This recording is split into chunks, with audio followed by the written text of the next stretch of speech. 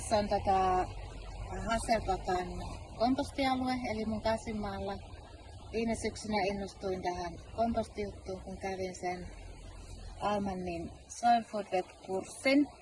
Ja sen jälkeen tein trukkilavoista. Tässä on 4 yli kuution kokoista kompostikehikkoa. Ja tänä keväänä on nyt sitten käännetty näitä. Täällä on viime syksynä tehty komposti, joka on nyt käännetty. Sitä ei käännetty syksyllä. Ja siellä oli semmoista niin kuin kalanatonta purua. Tässä on purua. Ja sitten näitä kasvijätteitä ja sitten tuommoista ankkalasta saatua puru- ja lannan seosta. Mutta siellä oli selkeästi tommosia, jotka ei ollut maatunut, koska ei ollut sekoitettu. Mutta sitten tässä on tämmönen komposti, joka tehtiin huhtikuussa. Tämä tein huhtikuussa. Siinä on myös sahanpurua, ankkalantaa ja lehtiä. Ja tää on käännetty nyt 2 kertaa. Se on kuumennut tosi hyvin. Täältä voi katsoa, niin tää on paremmin tasalaatusta ja sitten oikeastaan jo tosi maatunutta, että mä istutan tähän nyt kurpitsaa sitten tähän penkkiin. Ja siinä on ihan hyvä haju.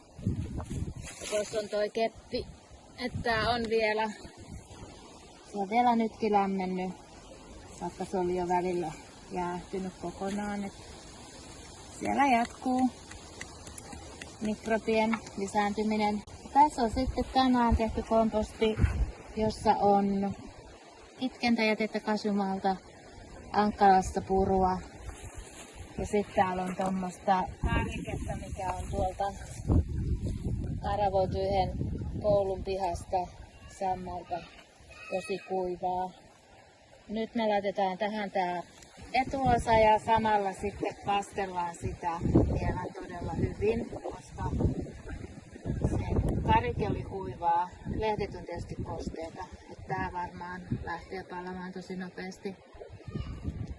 Täällä on vielä tää viimeinen komposti tosiaan, missä oli vielä enemmän sitten tämmöistä palamatonta, koska sitä ei ollut kertaakaan käännetty ja siinä vaiheessa en vielä ymmärtänyt, että pitää on parempi sekoittaa se siinä heti, kun tekee sen kompostin eikä jättää mitään kerroksia sinne. Tässä on nyt sekoitettu sitten kunnolla. Eli tämmönen.